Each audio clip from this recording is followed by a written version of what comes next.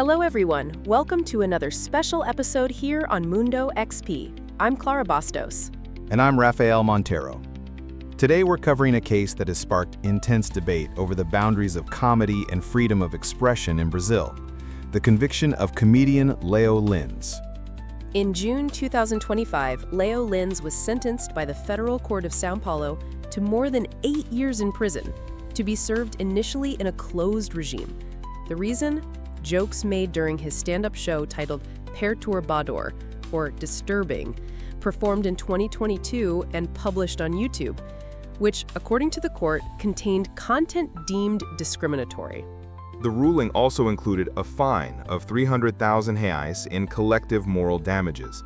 The video was ordered to be removed from the internet by the court, and the decision generated widespread national attention. The show addressed sensitive social topics such as racism, ableism, and cultural stereotypes. The court found that the way these themes were portrayed on stage could be offensive to certain groups. Institutions like AACD publicly condemned the content, stating that some of the material violated laws protecting people with disabilities.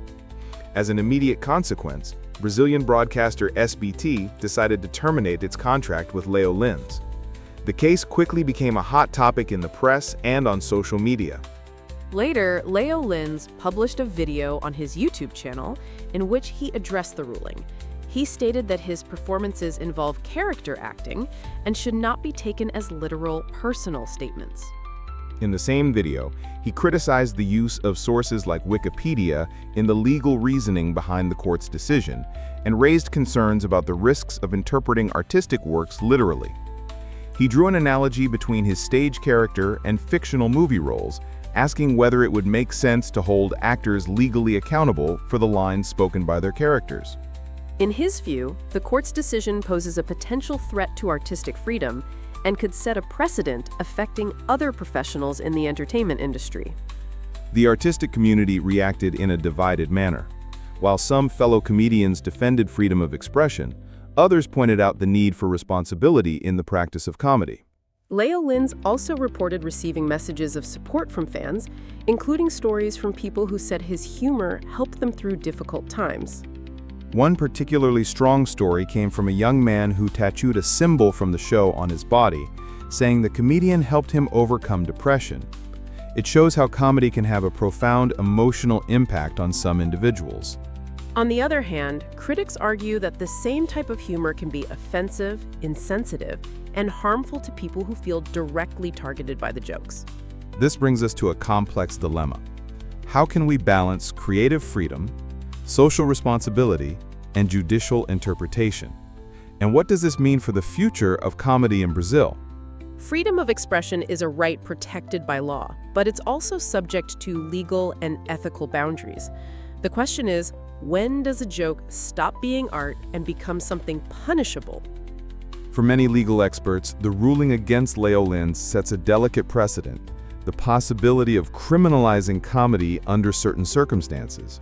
At the same time, human rights advocates argue that humor can reinforce prejudice and marginalize vulnerable communities. Scholars like Adilson Moreira, for example, have introduced the concept of recreational racism, suggesting that laughter can sometimes conceal or perpetuate structural oppression. The real challenge is finding balance. How can we ensure artistic freedom without allowing it to become a shield for discriminatory speech? In the video he posted after the sentencing, Léo Lins argued that his jokes were delivered in a fictional, performative context, and that holding a comedic character legally accountable sets a dangerous precedent. He said the court failed to consider the nature of comedic language and fictional performance. He questioned the reliability of using Wikipedia as a legal source and compared his comedy to acting in movies or television. These arguments have divided public opinion. Some believe the ruling threatens artistic freedom and opens the door to censorship, while others see it as a necessary step towards regulating content that may harm socially vulnerable groups. Comedians like Fabio Porchat and Danilo Gentili have expressed concern about how this case could affect the future of comedy in Brazil. At the same time, some artists and commentators criticized Léo Lins' style without necessarily defending the court's decision, highlighting how this controversy goes beyond the courtroom and into the ethical and cultural arenas. And this is not just a Brazilian issue. Incidents like the Charlie Hebdo tragedy in France or the Will Smith and Chris Rock confrontation in the US show how comedy often finds itself in the middle of deep social conflicts. These examples prove that comedy, while powerful, is not neutral. It can inspire, provoke, and expose, but it can also divide, hurt, or silence. The central question is, who gets to decide what is offensive? The courts? The audience? The artists themselves? Some experts advocate for open dialogue, public debate, and media literacy instead of criminal responses to artistic expression. Others believe that accountability is essential to protect minority rights and promote a more respectful social environment. So, the controversy surrounding Léo Lins is not just about him. It's about how society handles discomfort, critique, and diversity through comedy. And even more than that, it's about the future of artistic freedom in Brazil and the limits we're willing to accept or reject. Here at MUNDO-XP, we remain committed to presenting deep, investigative journalism and giving voice to all sides of complex debates. And now, we want to hear from you. Where do you think the limits of comedy lie? Who should define them?